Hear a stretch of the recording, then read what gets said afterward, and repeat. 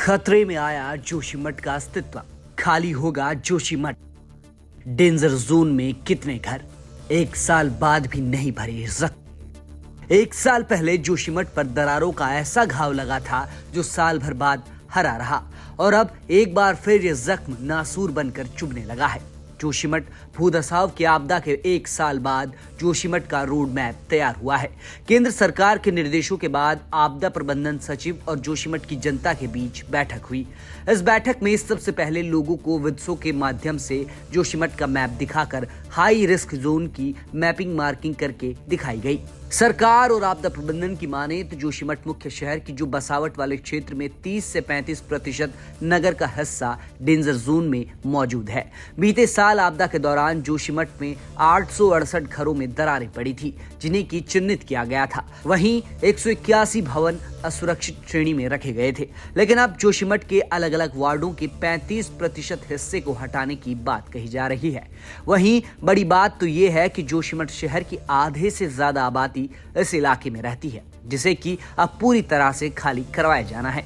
जोशीमठ में 30 से लेकर 35% क्षेत्र high risk zone, medium risk zone और लो रिस्क जोन में बांटा गया है, जिसमें जोशीमठ नगर क्षेत्र के गांधी नगर वार्ड, मारवाड़ी वार्ड, नरसिंह मंदिर वार्ड, रविग्राम, मनोहर बाग, सिंहधार, सुनील वार्ड के आधे से ज्यादा हिस्से डेंजर जोन में मार्क किए गए हैं। बैठक में नक्शे के माध्यम से उन सभी डेंजर जोनों को पब्लिक के सामने दिखाया गया जो बिल्कुल भी रहने लायक नहीं है।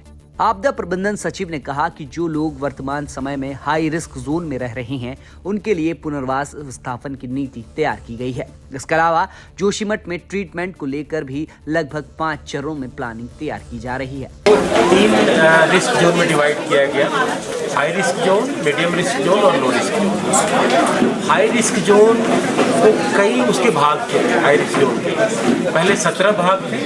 हमारी टीम 18 से 18, 19, 20 आज भी चल रही है। ये 3 दिनों से इन्होंने सर्वे करके 17 जोन को 14 जोन में संकलित कर दिया, और उसमें कई घर थे जो कि जिसके बीच से गुजर रही थी वो लाइन, उसको जोड़ कर उसको इंक्लूड करते हुए ये हाई रिस्क जोन को बिल्कुल सही कर दिया गया। तो हाई रिस्क जोन के 14 अंश 2 जनवरी 2023 को निर्णय लिया गया था कि जोशीमठ में कोई भी नया निर्माण शुरू नहीं होगा। अगर ऐसा कोई करता है तो उसके खिलाफ जिला प्रशासन सख्त कदम उठाएगा। वहीं आपदा सचिव ने भविष्य में निर्माण को लेकर कहा कि जब तक जोशीमठ को हमारे टेक्निकल जो इंजीनियर्स हैं, CBRI, IIT रुड़की, वाड़िया भूवैज्ञानिक संस्थान सर्टिफाई नहीं कर देते, जोशीमठ स्टेबलाइज हो गया, तब तक कोई भी निर्माण नहीं होगा। जोशीमठ वो हमारे टेक्निकल जो इंजीनियर्स हैं, CBRI, IIT रुड़की, वाड़िया, ये सब सर्टिफाई न कर दें कि स्टेबलाइज हो गया, it is good to go, good to construct lighthouse, तब तक। वहीं सवाल रोपवे का भी है। एशिया की सबसे लंबी रोपवे, जो कि जोशीमठ की आर्थिकी और औली जाने वाले पर्यटकों की सबसे पहली पसंद होती है, वह भी जोशीमठ आपदा की भेंट चढ़ गया है। बताते चले, रोपवे को 5 जनवरी 2023 को जोशीमठ भूधसाव देखते हुए बंद किया गया था, और अब इस पर वैज्ञानिकों ने अपनी रिपोर्ट में कहा कि रोपवे को शुरू नहीं किया जा सकता।